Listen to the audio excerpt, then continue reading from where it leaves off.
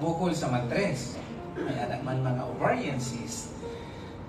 And siyempre magpunta, usually, mga patient, example OB, minsan pag may mayuma ka o may bukol ka, automatic yan, operahan yan. Yun ang role. Because we doctors, we are, kumbaga, train kami to treat talaga. But because ang iba naman, wala sang kwarta di ba? Hindi basta-basta mga operasyon. So, damo ako patient na simply, hindi nyo kaya ang operasyon, try natin si Barley. And so good so far. Almost hindi man 100%, but 99% of my patient na may mga goiter, may mga ovarian cysts, may breast mass, may mga kung saan-saan ng bukol, 99%. Wow. They are all gone. Wow. Nadula talaga. So, before I have doubt na si Barley, ano talagang nangyari kay Barley? Ano ba si Barley? Bakit kadamo ko patient ka nag-ayo? Now, pwede ko sabihin na out of 50 to 60 patients every day, half of that naka-Barley lahat. Example, kung may sakit siya na ubo, inatagaan ko siya sa reseta sa ubo, may antibiotics, plus Barley. Alam ko na-discuss ni Coach Jory kanina na Barley has more than 60 or 68 micronutrients. So, I believe na kung may sakit ka, example sa salakyan, kung nautod ang ihi mo, syempre, sira yan So, ang si Barley, kung ilang lang i-treat natin, kay may samad, kumbaga wildingon ta. Pero si Barley naman, parang masilya siya dahil kung na-treat na natin ang sakit natin, buligan siya ni Barley because of the micronutrients na, kumbaga, diba, sabi ni Coach Jory kanina, narinig ko sa nag-live ako from Rojas sa Facebook na talagang lahat ng sakit ng tao galing sa damaged na cells. Ang cells kung sa utak, brain cells ang tawag. Sa dugo is red blood cells o white blood cells.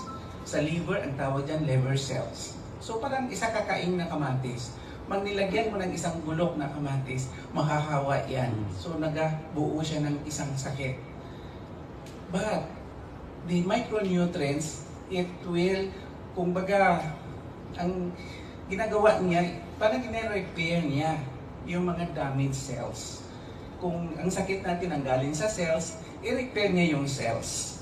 So dahil kahit ako hindi ko ma-explain, but because of 1 month, 2 months, 6 months na, kadamo-damo ko na paayo ng patient na naka-Barley.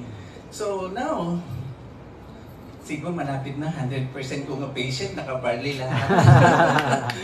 So basta lang, hindi ka mo magduda because if you have problems regarding sa health, i-text nyo ako or you can ask your upline para ma-guide natin. Pero kung may sakit talaga ang patient like hypertension, dapat i-treat it siya. Tagaan ta siya bulong sa high blood. Additional na lang si Barley. Kaya kung normal na yung blood pressure niya, kahit si Barley na lang ang mag-take care. Same lang naman sa ibang sakit. Kaya yung mga patient ko na may ubo o may bukol, example, yung patient ko may goiter, binigyan ko siya para sa goiter ng gamot. Pero, may Barley siya.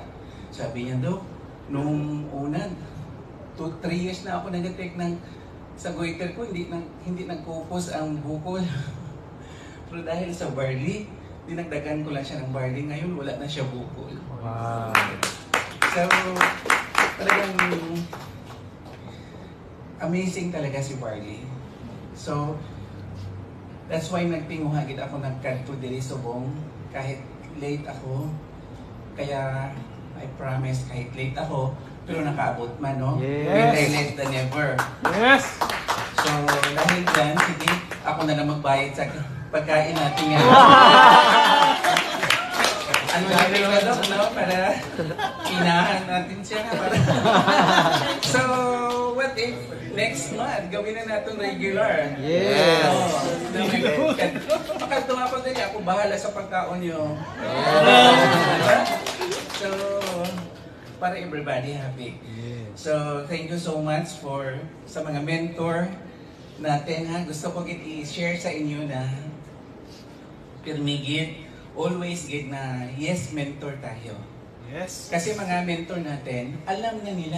Kasi si I Am Worldwide, parang naka-blueprint na, ang tawag dyan, parang natistingan na, na-prove na natin na marami nang yumaman, marami nang magandang nangyari sa buhay nila.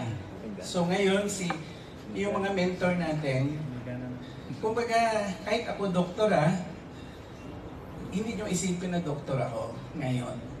Kasi nakita ko, pwede ka man mag-go down eh. I-empty mo yung isip mo. Kasi yung iban sabi nila, networker ako, magaling ako. No. Si Barney, pamatian nyo ha. Yung mga mentor natin, magaling talaga sila. Na-prove na nila, kumita na sila.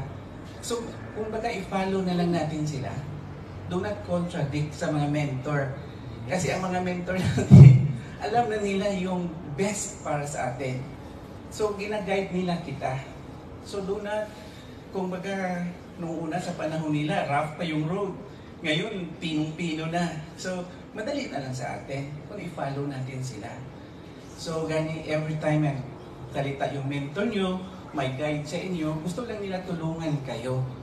So, basta, low profile lang tayo, simple lang tayo, pero may sinasabi. So, good luck and thank you everyone.